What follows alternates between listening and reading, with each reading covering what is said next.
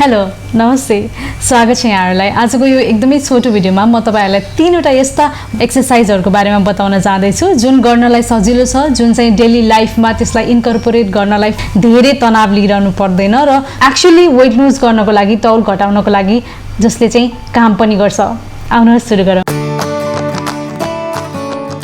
पहिलो भनेको हिँड्ने एकदमै छिटो मुटुको धड्कन चाहिँ एकदमै बढ्ने गरेर हिँड्ने अहिले कोरोना भाइरसले गर्दाखेरि बाहिर गएर त्यसरी हिँड्न नमिले पनि घरभित्रै तपाईहरुले मज्जाले हिँड्न सक्नुहुन्छ त्यसको लागि मैले एकदमै उपयोगी र एकदमै रमाइलो हुने गर्नको लागि पनि त्यो चाहिँ एउटा युट्युब भिडियो तल मैले डिस्क्रिप्सन बक्समा राखिदिने छु सो तपाईहरुले त्यसमा क्लिक गरेर त्यो चाहिँ वाकिङ भिडियो चाहिँ हेर्न सक्नुहुन्छ र त्यसलाई नै फलो गरेर दिनमा मज्जाले ब्रिस्क वाकिङ कोठाभित्रै गर्न सक्नुहुन्छ यो एउटा लो इम्प्याक्ट एक्सरसाइज पनि हो यदि तपाईहरु चाहिँ लगभग 60 केजी को हुनुहुन्छ अनि लगभग 5.5 किलोमिटर चाहिँ 1 घण्टामा हिँडिसक्नुहुन्छ त्यतिको फास्ट स्पिडमा चाहिँ हिँड्नु पर्यो भने तपाईले 230 क्यालोरी जति चाहिँ बर्न गर्नुहुन्छ यो भन्दा पनि छिटो स्पिडमा हिँड्न सक्नुहुन्छ भने अझ धेरै क्यालोरी बर्न गर्नुहुन्छ तपाईको वेट यो भन्दा 60 केजी भन्दा तलमाथि छ भने तपाईले बर्न गर्ने क्यालोरी पनि त्यही अनुसार तलमाथि हुन्छ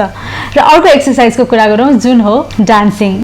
तपाईलाई मन पर्ने 8-10 वटा गीत लाएर मज्जाले उफ्रिएर यताउता गरेर नाच्नुस् 1 घण्टा नाच्नुस् त्यसो भयो भने तपाईको मज्जाले क्यालोरी बर्न हुन्छ जनरली 60 केजी को व्यक्ति 1 घण्टा नाच्दाखेरि चाहिँ लगभग 270 किलो क्यालोरी बर्न हुन्छ तर तपाई एकदमै फुर्तिलो भएर मज्जाले उफ्री नाच्नु भयो भने 270 हैन 300 350 400 किलो क्यालोरी पनि बर्न हुन्छ र अर्को तेस्रो एक्सरसाइज रहेको छ जम्पिङ ज्याक भनेको यस्तो गरेर गर्ने खालको हुन्छ नि एउटा त्यो स्किपिङ जस्तै तर त्यो डोरी बिनाको त्यो एक्सरसाइज गर्दाखेरि पनि एकदमै तपाईको ओभरअल बडीको लागि एकदमै फाइदाजनक हुन्छ धेरै क्यालोरी बर्न गर्छ मानौ तपाई 60 केजी हुनुहुन्छ र तपाईले दिनको 30 मिनेट मात्रै पनि जम्पिङ ज्याक गर्नुभयो भने 250 किलो क्यालोरी त तपाईले बर्न गर्नुहुन्छ जति अझ धेरै गर्नुहुन्छ अझ बर्न गर्नुहुन्छ so that is all for this video guys thank you for watching